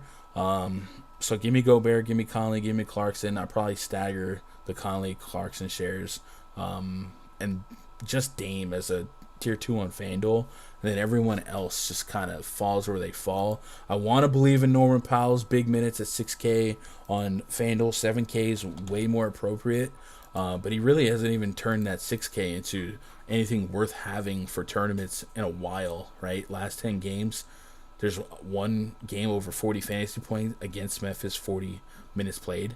So I guess he would be a volatile click, but if you just believe in minutes equal money, if this game stays a little bit more competitive, maybe Norman Powell does live up to some expectation. The same with Anthony Simons, right? His game log hasn't been a model of tournament winning consistency, but without Dennis Smith Jr., without McCollum, he's a couple fouls away from deeper minutes than his already deep expectation, 27-31 minutes. But again, just not doing much with it right now to make it feel like you have to prioritize him. And at that price range, Derek Walton exists, Malik Monk exists, and even in the same game, Joe Ingles on the other side exists, and Ingles is at least going to outfloor him time after time. 25 fantasy points in that last game without Mitchell. Just historically, out of curiosity, let's run a quick stat muse of Ingles without Ingles DKP by game log without Donovan Mitchell last 10 games. Nobody types like that. Who does that? 25, 30, 28. So yeah, I'd take a shot at 25. You know what I mean? You know what I mean? I'm going to go on a limb here and say Bogdan doesn't play today. They're off tomorrow, so he can take the day off versus Charlotte. Bogdan. Whiteside's going to come off the bench, grab 20 rebounds. He might. Clarkson had a pretty average game, too. He could have massive ceiling. Ingles, too. Alex Len not on injury report Wednesday. Davion Mitchell not on injury report. Good news, Quan. Appreciate that. So Len would really just murky the waters of that front court. They started Marvin Bagley yesterday, so they would have Bagley, TT, Rashawn Holmes, Len. It's going to be weird. I like teams we're building and blowing out the game. Yeah, Blazers not really equipped to go 12 rounds here, but I do think without Donovan Mitchell, maybe the offensive firepower is a little less strong, right? FanDuel, Tho Simmons at 3,700. Anthony Simons is cheap. I'll give him that. But like I said, he hasn't been doing much, and I know it's easy to come into a slate at 3,700 and think, oh, if he gets me to 1820, it's fine. It's really not. On today's day and age, you're gonna need 8 to 10x from a 3K player to kind of make it live. So unremarkable range of outcome, I think. But if he does get to 30 fantasy points, that is a range of outcome, and that would be great at 3,700. So I'll have some, but not a lot. Chat, I'm gonna try and get you guys out of here within 10 minutes. Within 10 minutes, all I need from you is a couple of things. First of all, hit that thumbs up if you haven't already, and if you're not subscribed, double check to see if that red subscribe button is clickable. Click on it and join the crew, man. We stream every day, usually around 3 p.m. Eastern, 2 p.m. Central. Tomorrow we might push back an hour. I think it was only a 4-game slate, but we are also on the hunt for 6K subs, and we've gotten about 10 new subscribers during this stream. So I think 6K might be possible by mid-January, maybe the end of January. I was hoping January 1. I don't think that's going to happen. I lost almost a week of work via an illness. But this stream is brought to you free every day, and one of the ways that is free is via PrizePicks, man. You guys sign up for PrizePicks using my code. They send me some support, and then of course you guys get the benefit of playing on PrizePicks. It's a really fun site. So if you're not signed up already, definitely do so. Even if you don't deposit right now, just sign up for now, and then you think about it later if you start getting some interest. But I love PrizePicks. Most of you guys like it, and everybody in the Discord's very fond of it. It's prop betting meets DFS, and it's a whole lot of fun to attack their projections and using other projections, DFS related, my projections. They have NBA, NFL, college football. It's bowl season, college basketball. They have NHL's back in the mix when esports returns from their break, CSGO. They have disc golf. Honest to God, Marge, disc golf. It's crazy. Like, you can make some incredible looking cards. All you gotta do is put at least 2 picks on an entry, up to 5, and you can 10x your money. You can flex out your money. You can double up your money. It's a good way to neutralize the chaos that is these NBA slates, and it's also a good way to capitalize on the chaos, right? So like right now, if something dropped and Sabonis was rolled out, we could probably get to Miles Turner props a little bit faster than they get to removing it, and we could take advantage of it. I personally prefer the fantasy score overs and unders. They use Fanduel scoring. It's the NBA general scoring, 3 points for blocks and steals, stuff like that. And since I've already got a whole model based on Fanduel scoring, it was pretty easy to 1-to-1 it for PrizePicks. So Trae Young, somebody I got at 70, right? I think I'm going to tighten the screws on that, and I'll probably get him closer to 50, but 60 I think is still real. Today, Trae Young on their site is listed at 52 fantasy points, FanDuel fantasy points. They have him at 30.5 real points, 10 assists. I love the assists. Even if you don't like to bet over 50 fantasy points, the assists still feels pretty strong. We talked about his assist rate being through the moon, almost a 40% usage rate. So he's one of the names that might stand out to me. And then who else might have a line that maybe gets underrated? Devin Booker, maybe? Devin Booker against the Thunder. Could we get him under 40? They got him at 40.5. That's right on the nose. Scoring wise, I can get behind that though. John Morant, what do they got John Morant at today? 24.5 real points. Coming off a game where him and Desmond Bane just dropped 30 apiece. That is the Lakers. I might be interested in the over 24.5 real points. I think I do have him for over 50 fantasy points. And then how about Desmond Bane? A couple names that are just coming to mind. They got him at 18.5. So Desmond Bane without Dylan Brooks, without Anthony Melton, deep minutes against the Lakers. 18.5 feels a little bit light. I do think shot volume for Desmond Bane should be pretty high, so I can get behind that. I could also get behind the over 33.5 fantasy points, and I have Desmond Bane at Control F Bane. I have him at 39 fantasy points, 21 real points. So my model likes the over all the way around, but I really like that 18.5 for a point. So a couple of picks you might be able to put in the mix to get you started. We will be in the Discord after this show, grinding up until lock, and those boys are going to be hunting picks. So if you guys want to jump in that, go to rundfs.com. Try out a week pass, man. $20. What's the difference? $20. $5 goes towards a Fantasy Cruncher sub. And if you guys want to lock in, that year pass is there just for a couple of days. So if you got a year pass running out, or you want to commit to the 2022 year, man, I got your back. My grind can be your grind. Main event tonight, Dallas Mavericks at the Sacramento Kings. Project starting 5 for the Mavs. Jalen Brunson, Frank Ntilikina, Dorian Finney-Smith, Kristaps Porzingis, and Dwight Powell taking on De'Aaron Fox, Tyrese Halliburton, Harrison Barnes, Chimezie Metu, and Rashawn Holmes. We could see Marvin Bagley start again. We saw that yesterday. Bag alert. Major bag alert. Oh, unleash him, man. Let me get 30 minutes of Bagley just one time.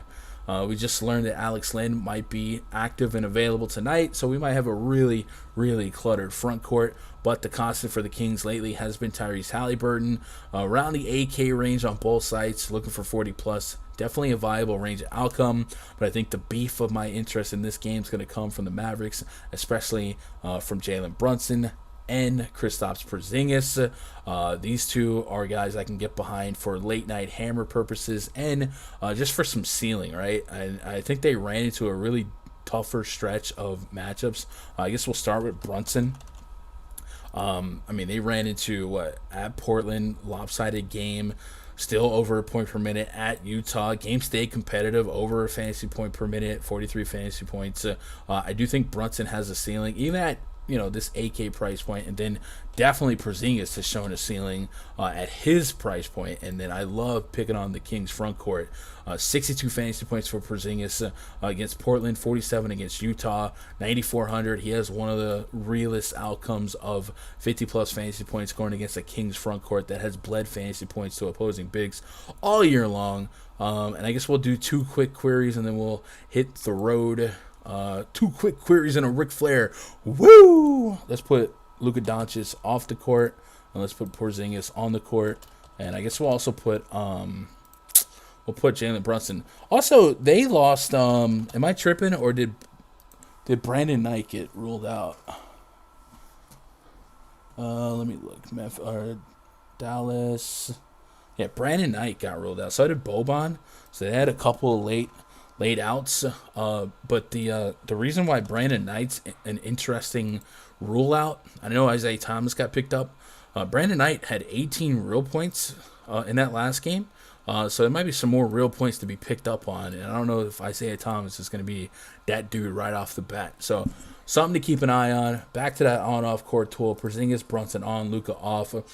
Brunson's at a 23% usage rate. Porzingis is at a 30%, 1.4 fantasy point per minute. So you want the hammer, go on, get the hammer. Kristaps Porzingis to close out the night in a lot of lineups for me. Yes, sir. And that's it, man. I think that's the names that stand out. You can get to some Halliburton, not forcing it. Same with Fox. Just give me Brunson, give me Porzingis.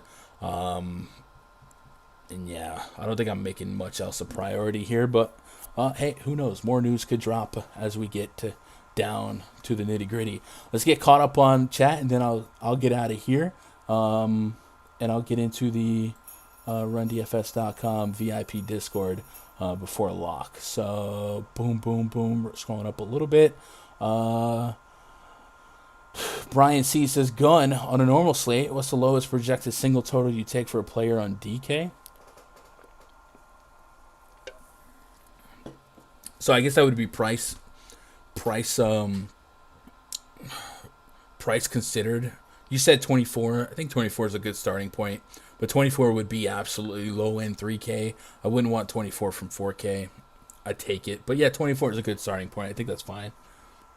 But like a lot of people satisfy themselves with like 6x on 3K. If you get 18 DKP from a 3K player, more often than not, that's not going to make much noise to be in an optimal lineup. You know what I mean? It's usually going to be guys that just go crazy and go 8 to 10x. And I think tonight might be. I'm very I'm very interested to see tonight's outcome on DraftKings because they juiced up a lot of studs.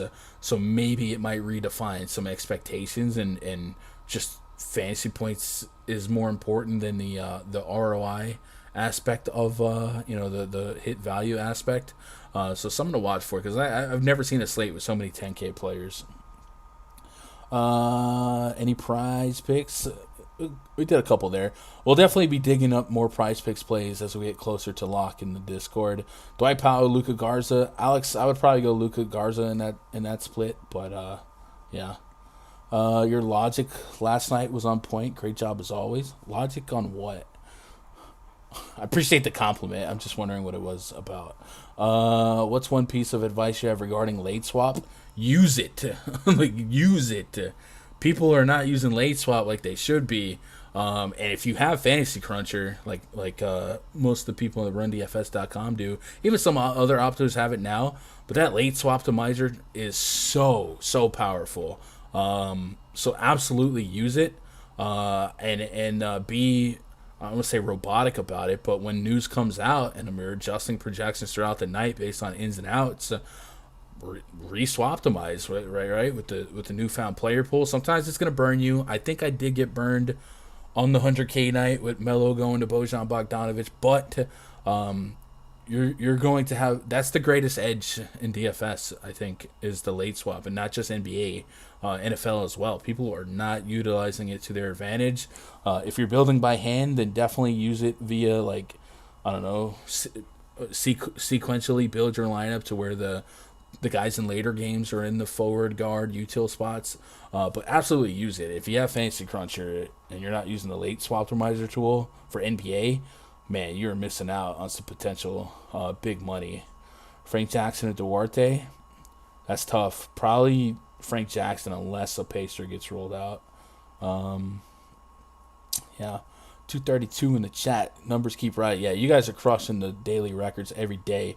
All I ask for is some thumbs up, man. Free show, free thumbs up. That's it, right?